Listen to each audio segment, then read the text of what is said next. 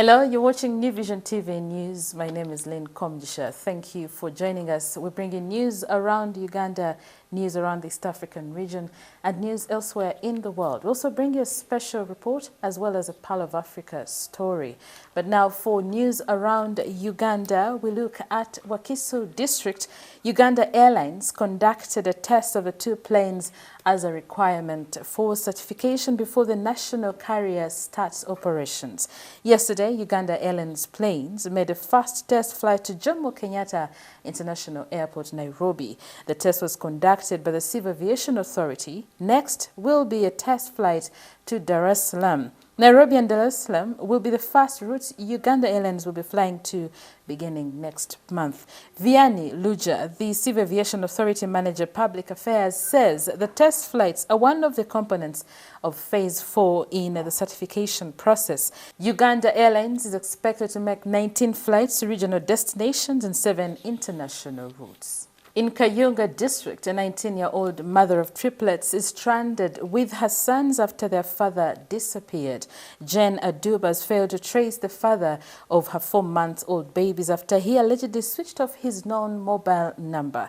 Aduba, a resident of Setanyize village in Kangulumina sub-county, gave birth on March 21, 2019 to premature babies at 7 months. She delivered normally from Kangulumina Health Center 3 before she was transferred to the Jinja Hospital, where she nursed the babies until they attained the required weight before they were discharged. In Dokolo District has started paying a debt that the High Court ordered them to pay their former principal personnel officer who dragged them to court over an unlawful termination of his services. According to the local Council 5 chairman, Frederick Dickens Odongo, the district had already paid 40 million shillings of the 400 million shillings that they owe Alex Kawa Lolo Abura.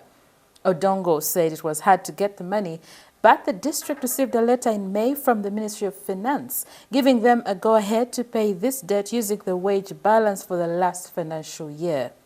He said 140 million shillings had been paid, which showed that they were committed in clearing the debt. He also said they will soon pay another 90 million shillings as Abura's pension if the Ministry of Local Government could only verify the figure for them. He said the rest of the balance they owe Abura will be paid using the local revenue.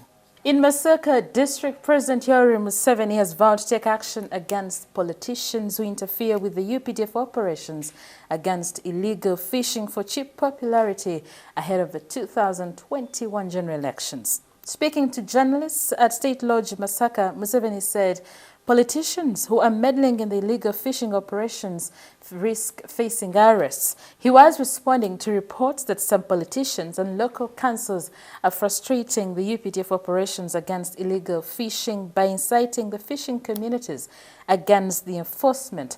He also said those who are plotting to frustrate the UPDF operations are wasting time.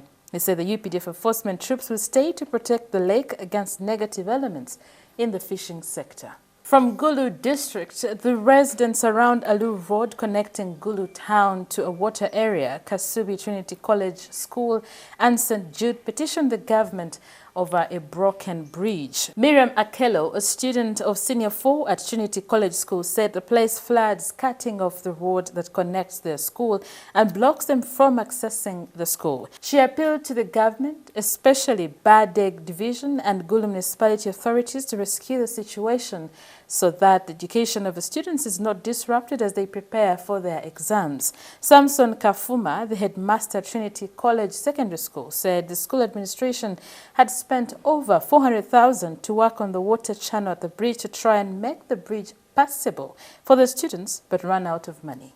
Ending our news around Uganda is a story from Iganga. Work at Temple Steels Company Limited Iganga branch was temporarily paralyzed after over 400 laborers were terminated without pay protested. The company terminated about 400 laborers who worked in different departments last month. They stormed the company and blocked any business at the premises. The situation prompted Iganga police to intervene and calmed the angry workers. Iganga District Police Commander David Ndaura put the workers and their bosses into a negotiation in which the company promised to pay. Emmanuel Ola says he demands $5 million, which has accumulated since 2013.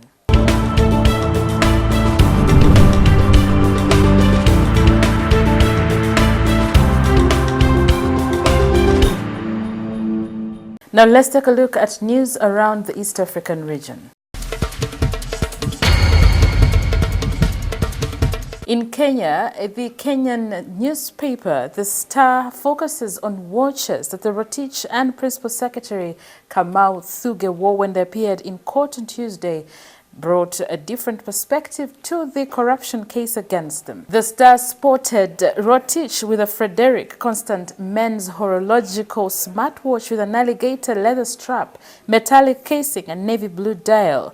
The newspaper's research revealed the watch costs 1,250 euros, which is an equivalent of Kenya shillings 144,726. In Uganda shillings, that is about 5.5 million Uganda shillings. Thuge, also accused of corruption, had a Breitling Chronomat 44 GMT with a steel strap. The Star established a range of Breitling watches can cost anything between $5,000 and $13,000, which is roughly between Kenya shillings 518,000 and 1.3 million Kenya shillings. In Uganda shillings, it is between 19.1 million and 48.1 million Uganda shillings. The newspaper estimates a watch similar to Thuge's would cost $13,420, which is 1.39 million Kenya shillings and is 51 million Uganda shillings.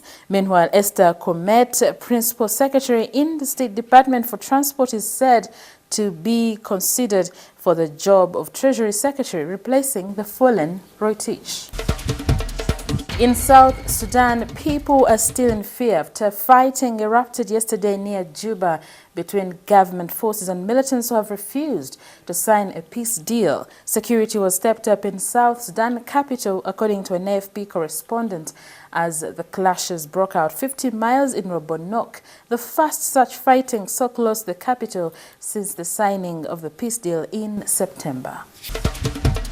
Now in Tanzania, a policeman and 3 villagers were killed in a gunfight between law enforcers and locals accused of illegally fishing on Lake Victoria, according to an official. The lake, like many East Africa's so-called Great Lakes, has been hard hit by overfishing, leading to increasing clashes between those plying its waters and authorities. John Mongela, Governor Mwanza region in northern Tanzania, said a fight broke out between local fishermen and a police unit battling illegal fishing.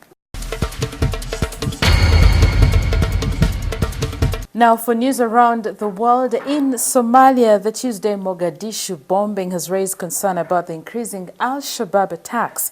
At least 6 people have been reported dead and 3 others injured after a bomb planted on the roadside went off in the outskirts of the city. Security sources say a roadside bomb hit a bus which was driving on the road linking Afgoye to Wanalewain town in Lower Shabelle region. This comes barely a day after Al-Shabaab militants carried out a car bomb attack in the capital that left 17 people dead and 28 others injured.